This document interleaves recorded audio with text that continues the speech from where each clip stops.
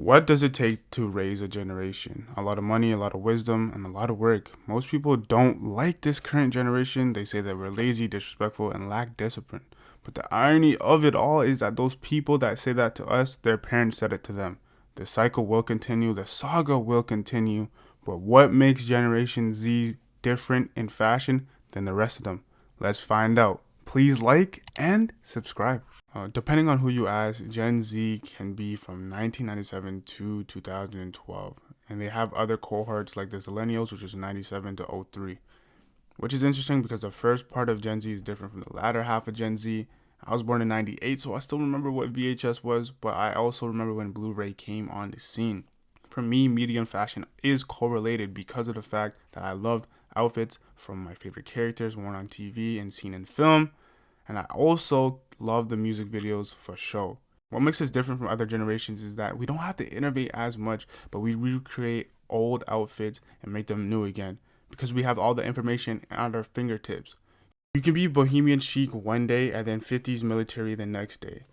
The amount of choices that we have at our fingertips is endless. And I would say that it can be overwhelming at times. And I'm not even saying that we don't have innovation at all. We do have innovation. We have a lot of cool, smart designers making nice things. And the great thing about the internet and about our generation is that the fact that we have a lot of smaller designers that are getting eyes and getting traction on the work because of influencer culture, which will be my next point. Influencers are a huge part of our era. Before it was just celebrities and things of that nature, but now all you need is an account and some followers and you can have your own community to start waves and trends that can open doors for you in the fashion industry.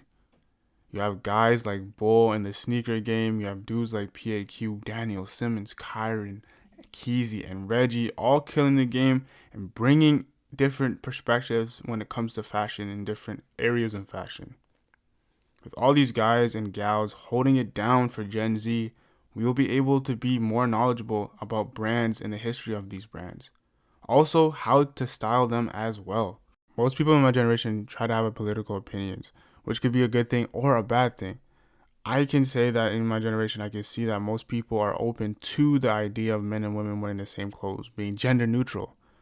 That's not to say that everyone's on board with it, but at the same time, people are lenient in other generations. Another thing about Gen Z is that we're trying to be environmentally conscious. Although we do spend a lot of money and splurge a lot, people are trying to start to advocate for not over-consuming and buying vintage and thrifting, which is good because we need to take care of the planet. The main difference from our generation and other generations is that we, the consumers, are the ones that are calling out these companies for their bad practices. It's needed because this industry is the second worst polluter in the world today behind oil. So one thing about Gen Z that I respect is the fact that they don't have an awkward stage. During the preteen years, a lot of us went through a little phase that was tough. We're trying to fit in, but these kids, because they know the trends, because they know what's going on in the streets, because they know that the streets is watching, just like Jigga Man said, they always have the dopest fits. And it's amazing to see that they never go through an awkward phase. And then number two, even when it comes to skincare, these kids know what they're doing. Now, obviously, it's not all of them, but just the ones that are interested in looking cool or interested in fashion, they all have their own style.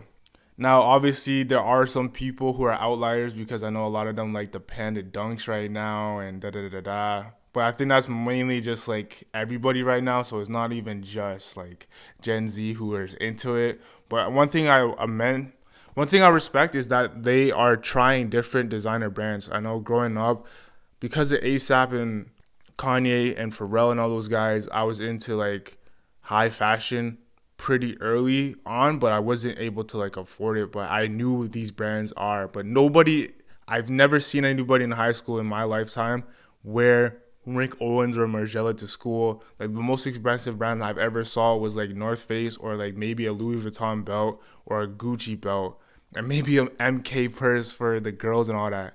But it's cool to see that these kids are wearing Rick Owens and avant-garde fashion and wearing chrome hearts and all that stuff. And I'm like, yo, where are these kids getting these money from? Obviously, some of it has to do with their parents, and a lot of it is their own money, and they're just shelling it out and buying all these expensive brands, and even up and coming brands like Kid Super and all these different new brands that are coming up, like ERL and all that. So it's cool to see these kids going out of their comfort zone, doing things differently, wearing expensive stuff to school. My parents are Jamaican, so they're telling me, yo, you need to go to school and read book. But yo, it's different for them. And honestly, I respect these guys for doing what they do. And Gen Z, I think when it comes to fashion, they got it, or should I say, we got it on lock. So hopefully you guys enjoyed this video. I enjoyed making it for y'all. And with that said, this has been your boy Darius D. Y'all stay suave, live long, and prosper.